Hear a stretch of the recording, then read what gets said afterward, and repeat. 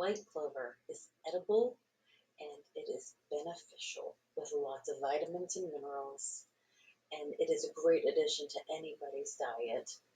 It can be used culinary or it can be used medicinally. Come over and learn some more about white clover.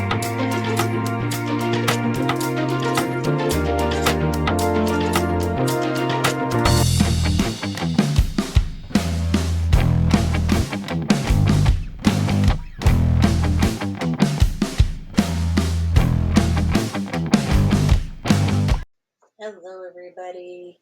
Today is going to be on white clover, and it's not going to be a very long one because it's quite finite. Um, let's see.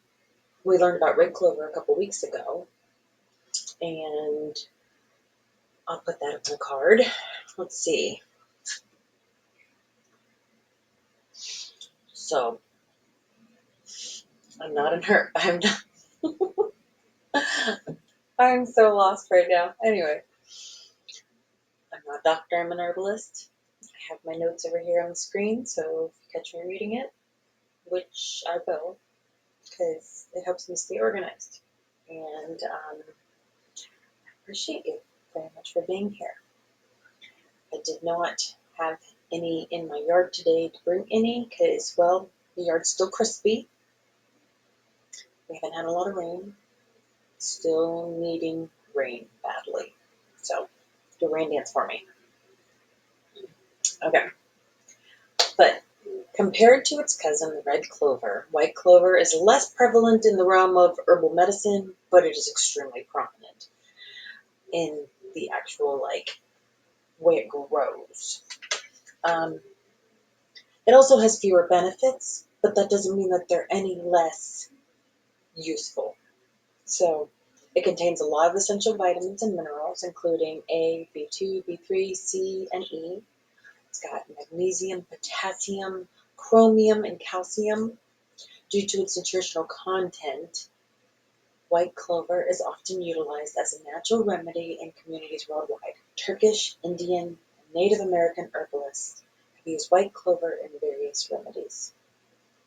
So its botanical name is Trifolium repens. Repens. Trifolium repens. It's a creeping plant native to Europe and Central Asia, and its green creeping stems and its white flowers have a pinkish tinge to them sometimes. The flowers attract tons of pollinators. Tons. Like they're all over my yard. And that is usually what is in clover honey. That is where the pollinators go in, the bees go and collect all the clover pollen and then go and make the honey from it. Clover honey, it's the most popular one. It's delicious. But it's also grown as alternative to lawns, and people purposely put it into their yards because it's it's a good ground cover, and the roots contain microbes that act as nitrogen fixers and increases the soil's fertility. It has a high protein content, and so they often feed it to livestock. But it is also just all over the world now. So it also has phosphorus in it, which is another mineral that is vital to our health. It has anti-inflammatory support, like all plants. We've talked about that before. White clover's flavonoid and isoflavones provide the anti-inflammatory benefits, which may help alleviate things like arthritis, muscle soreness, minor injuries, and regular consumption as like an herbal tea, because it's actually really, really good as a tea, can help reduce swelling and discomfort associated with chronic inflammation. It's also really good for the common cold because it has expectorant properties to it to relieve the congestion and cough, to clear out the mucus. It also helps treat dizziness, nausea, and stomach upsets. It can also be used for an eye wash, for an eye infection.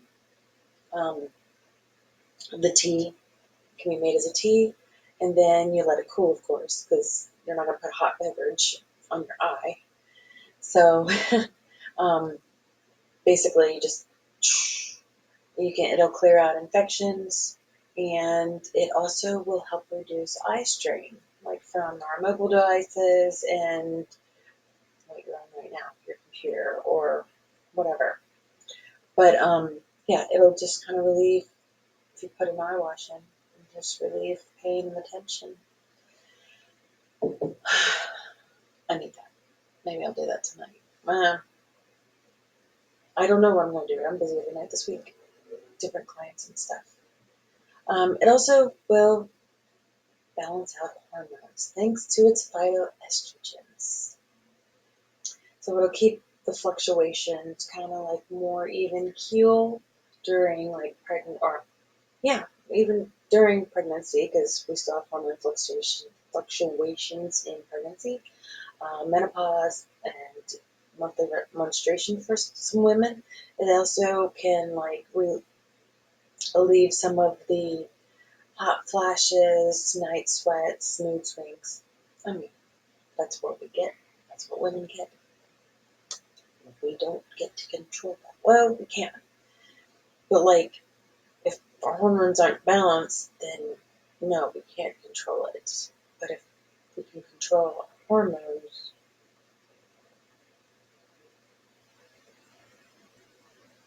there's more to that. So, as we talked about it, it's an anti-inflammatory, so guess what? It'll help with rheumatism and arthritis. And also, a tincture can be made and with the leaves of the clover, and it can be effective for treating gout. The isoflavones in there, they'll increase bone mineral density and reduce the risk of osteoporosis. Specifically says in menopausal women, but I'm sure it would help men too if they have that issue.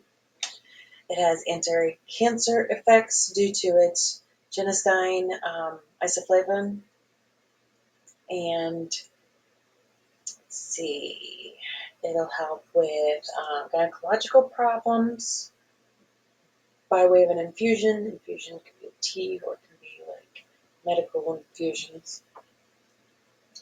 It helps with digestive issues like abdominal pain, stomach upset, diarrhea. It has an anthelmintic properties, so it'll deworm. And I think that's why it is so popular with animals, is that it's got a deworming effect to it, so that, because, I mean, they're picking up parasites constantly. So white clover will help with that. Let's see. Also really good for skin. You can use it as a topical application, such as infused oils or poultices. Supports wound healing because it is antimicrobial and astringent. So you can use it to soothe insect bites, minor skin rashes, cuts and stuff like that. Use it to heal wounds, sores, ulcers, and minor cuts and burns. It is also a cure for dandruff in the hair. So add that to your shampoo if you're making your own shampoo. It detoxifies, because we kind of talked about how it was anthelmintic, but it's also a detoxifying, it's got mild diuretic properties, so it helps eliminate excess fluids and toxins from the body. It's great for supporting the liver and the kidneys, because if our liver is not working optimally, then we're going to be sick. The liver is huge. Maybe I'll do a whole entire podcast episode on just how we can help our livers. If you're interested, let me know down below. So it boosts our immune systems due to the polysaccharides and the antioxidants present. So it'll help us recover from sicknesses. It won't keep you from getting sick. It just helps you not get as sick or recover faster, because it's actually not bad for our body bodies to get sick, because if we didn't ever encounter sickness, we would never have any sort of resistance to it. So getting sick is not necessarily a bad thing. It's the when it gets like really bad. It's just, you feel it, and then if your immune system's working optimally, then you're going to get better faster. It won't last as long. So it helps with respiratory wellness. It's been used as a natural remedy for coughs, colds, congestions. It's got mild expectorant and soothing qualities to clear mucus and ease respiratory discomfort. So they have compounds like coumarins and saponins, so that contributes to healthy circulation and cholesterol balance, supporting overall cholesterol or cardiovascular health. So I've kind of touched on it a little bit, but it has isoflavones, it has flavonoids, saponins, tannins, coumarins, polysaccharides, vitamins and minerals. Um, there's a lot that white clover does for our bodies that are essential for keeping us healthy. So you can make a tea, you can make an infused oil, make a skin wash for acne or irritated skin. You can make a tincture. It says that would be soak fresh white clover flowers in 40% alcohol, like a vodka, for 4 weeks in a sealed jar. Shake occasionally, strain and store. Use 10 to 20 drops in water to support immunity and circulation. So you can put it in a bath so you can soak in it. A poultice for like minor wounds, irritated skin, bug bites, and stuff like that. You can make white clover ice cubes. And that also will help with like inflammation and puffiness, or like after sun exposure, if you're having um, like sunburn or something. You can add it to smoothies. White clover is far more than just a ground cover in your yard. Its health benefits range from cleansing the blood to calming the nerves, and it can be used both internally and externally. Make sure, and this is the huge one, don't collect your clover or any plants if pesticides have been sprayed within 3 years. And 3 years is the minimum. So, don't eat pesticides. It's worse than eating processed foods. Probably the same. So precautions. I told you there wasn't that much to this. Precautions. There are people who are allergic to it. It's super rare to be allergic to white clover. But if you are, you are. And just steer clear of it. It has blood thinning effects to it. The coumarin in it, constituent coumarin, is what is used for a blood thinner. Coumarin. That's the name of the drugs.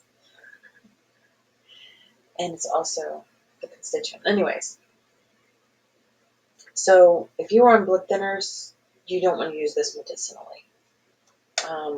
White clover is generally safe in moderation to consume. But don't in general use it if you're on blood thinners. Also, like not 2 weeks before surgery, because blood thinner again.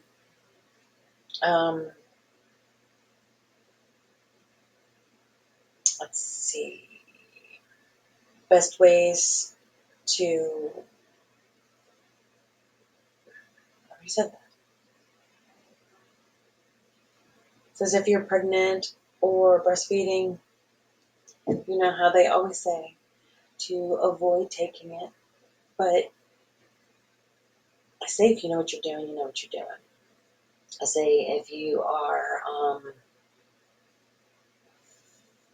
under the scope of somebody who knows what they're talking about, I would say then make sure you do it with advice and under supervision. There's really not that much else to be said about White Clover. I literally looked through like 20 websites. I got my food here for my lunch. I looked through 20 websites and they were all very short sites for each one, and also they all pretty much reiterate the same exact thing. But I still will put the ones that I pulled specific information from down below in the description. But hey, I appreciate you being here. This was a short one today. White Clover is still extremely beneficial. It was the last one on our list. So please give me some suggestions. Although I did think about this. Damiana's been coming up a lot in my studies. So I think that's the next one I'm going to do. Or like add it to the list anyway. Damiana. Let me just tell you, I really like that plant. And you don't really hear about it, but it does exist and it's super beneficial. So I think that's definitely on the possibilities to go over. Because I know what it does, but I don't know the ins and outs of it. I don't know the constituents. I don't know where it's from. I don't even know what it really looks like other than the actual plant itself dried up in a jar.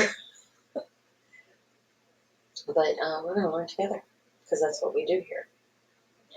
I'm not perfect. I forget things a lot.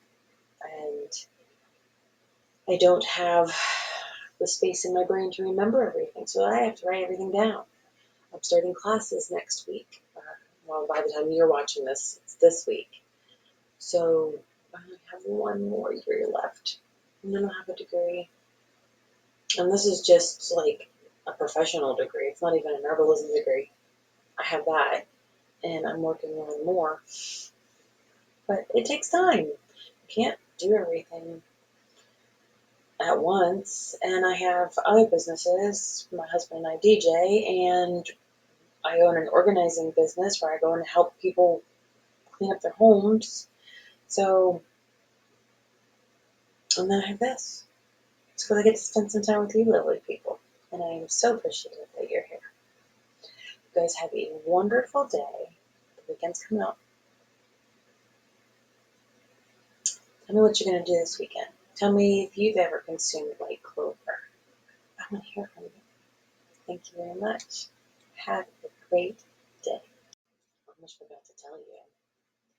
Go check out the Facebook group, The Earthless Garden. And don't forget, I post some things on others social medias as well. They're all listed down below. And again, I'm so glad you're here. Thank you. Bye.